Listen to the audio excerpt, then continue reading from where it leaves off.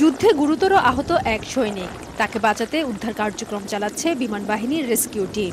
জরুরি সেবার পর হেলিকপ্টারে করে নেওয়া হয় বিমান ঘাঁটিতে, সেখান থেকে উন্নত চিকিৎসার জন্য পাঠানো হয় হাসপাতালে। সুরক্ষার জন্য ছিল 4টি এয়ার ফাইটার স্কোয়াড। পুরো চিত্রটি মহড়ার মাধ্যমে দেখানো হয় চট্টগ্রাম জহুরুল হক বিমান ঘাঁটিতে। যৌথ মহড়ায় অংশ নেয় বাংলাদেশ বিমান বাহিনী ও যুক্তরাষ্ট্রের প্যাসিফিক এয়ারফোর্সের সদস্যরা। মহড়ার নাম অপারেশন প্যাসিফিক অ্যাঞ্জেলস 2053। গুরুতর আহত রোগী পরিবহন এবং এক বিমান থেকে অন্য বিমানে রোগী স্থানান্তর, চিকিৎসা সহায়তা, উড্ডয়নকালীন সমন্বয় রক্ষা এবং দ্রুত সিদ্ধান্ত গ্রহণের সক্ষমতা উন্নয়ন এসব ছিল মহড়ার বিষয়।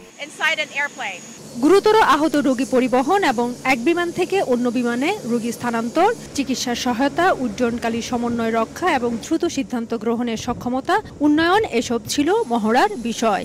এছাড়া দুদেশের এই মহড়ায় ছিল কমব্যাট ট্র্যাকিং অনুশীলন আর সার্ভাইভাল অনুশীলনের অংশ ছিল প্রতিকূল পরিবেশে সীমিত সম্পদ ব্যবহার করে বেঁচে থাকা সহ বিভিন্ন কৌশল। উভয় বাহিনীর যে মাধ্যমে যে যৌথ পরিচালনা হচ্ছে, এটা ভবিষ্যতে কোনো যদি প্রয়োজনীয়তা হয় সেক্ষেত্রে আমরা একসঙ্গে কাজ করার সক্ষমতা অর্জন করব। সপ্তাহব্যাপী এই যৌথ মহড়া শেষ হবে শুক্রবার।